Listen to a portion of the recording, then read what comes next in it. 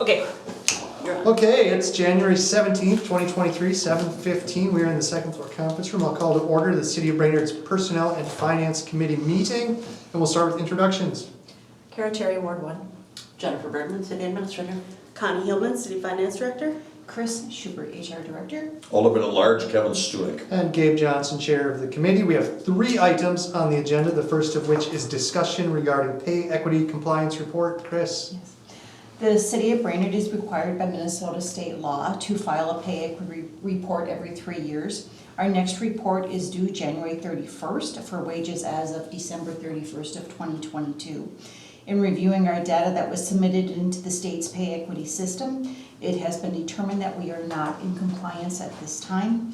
In discussing this with Flaherty and Hood, who are our classification and compensation consultants, they are recommending that the city submit our pay equity report by the deadline as required by law, realizing that we will be in non-compliance. Flaherty and Hood staff also recommend that we work with them and with the Minnesota Money Management Budget, or whatever that department is called, to file our pay equity report and ask for an extension. And what we understand would happen at that point, because we're in the middle of a classification and compensation study, they have allowed that before for other entities, and then we can try to get ourselves into compliance by either looking at the points or adjusting wages as we need to when Flaherty and Hood gives us that final report. So at this time, we are asking for approval of the city's pay equity implementation form and compliance report as attached for wages as of December 31st, 2022. Second item is to authorize Mayor Bordeaux to sign the form electronically. And the third item that was noted in Brandon's letter, the attorney from Flaherty and Hood, is to authorize submittal of the report to MMB. I would make that motion unless we need more than one. I don't think we do. I don't think we need more than one motion. I think we need one more X on Mayor Bordeaux's name, but that's all I need. Oh, sorry. Yes, I did spell that wrong. And I will second that motion. We have a motion and a second. Any questions or discussion? I have some questions, just FYI. If in fact they deny us an extension, what happens then? And how confident are we, maybe it's twofold, that we will get an extension? How confident are we? According to Brandon Fitzsimmons, he said generally MMB gives entities this extension, realizing that we are in the middle of this classification and compensation study. We are aware there is an issue. We're trying to figure out the issue, and I don't think the state would really want to penalize us. I can't say it for sure, but the goal But is to get history is to compliance. give extensions. Correct. I'm fine. Have we ever had an extension before? We have never done this before. Okay. But according to Brandon, other entities that he has worked with But I have. think it's But we've adjusted wages before to Yes. come into compliance. At least 3 times that I can remember. So an extension would be for how long? We're going to ask for up to a year. Okay. Seems appropriate. Yeah, because we should have the compensation study and classifications and everything done this year, and we'll have to take this information. Correct. Yeah. I don't know if they'll give us a full year, but that's what we're going to try for. Perfect. If Anything not, else, then we Kevin? have to pay the fee, the fine. Well, that's only if we're in Sorry, Mr. non-compliance. I think, well, and that kind of goes to Kevin's Yeah. second part of his question. If they say we are in non-compliance, they would say that we would either have to adjust our LGA, they would do that, or give us a fine. Our LGA is more, Yep. until we get into compliance. So that extension paperwork comes from you guys? Between us and Flaherty and Hood. Okay. What was the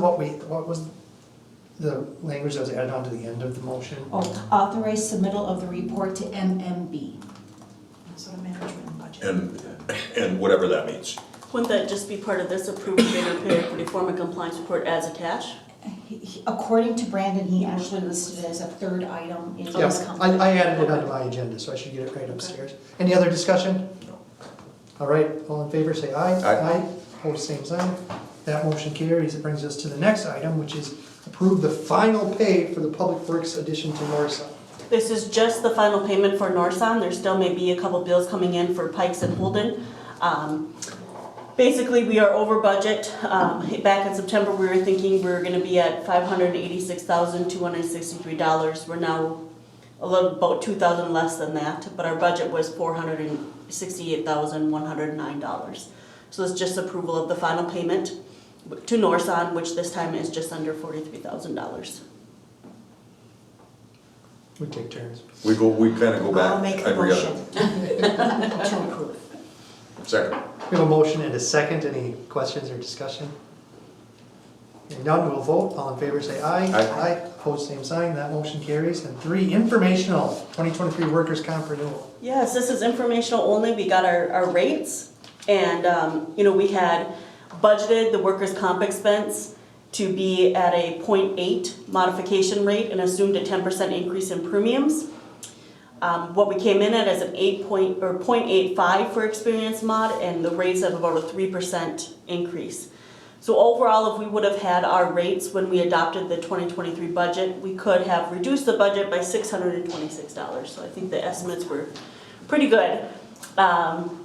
Ideally, we want our experienced mod to be 1 or below, and if I attached just the history of our experienced mod, because that can have a big impact on our premium and where we think it's going to be, and so the last 4 years have been really good. And I think that has a lot to do with getting employees to return to work when they can, and just really doing things that we can do to lower our mod. Wellness program. In 2012, 2013, in that area, we made a switch so that before we used to require employees to be full duty without having any light duty options. We have changed that, and that has really made a difference. And I think you're seeing the 3 years, because it uses a 3-year rolling average, and you kind of see that fall off right around in here, and so that's very good. Very good. How do we stand as far as other cities with that, like the history? About the same? Normal cities our size should be a 1, is what they 1 is expect. the. One is The equal. average. Okay. Right, So we're we good. actually had the league come out and talk to us about our police department, wanting to know why we are doing such a good job with workers' comp. Knock on wood, that it continues that way. They wanted to pick our brains, they wanted to see where our practices were. Well, that says a lot for staff. Did you tell them our billable rate? And we tell them they all work from home. I told them something else and they kicked me out of the room, so. Perfect. Awesome, that's great news. But no, that's pretty excellent, Connie, because it's a $330,000 budget item that we're only off by a little rounding here, so. Good luck this Nice time. job. I don't know how I got that close, but it was kind of fun seeing it come in that close. I don't want it to be way over and I don't want it to be way under, so this is good. Okay, so anything else to come before the committee tonight? All right, with that, we'll adjourn. We'll be upstairs.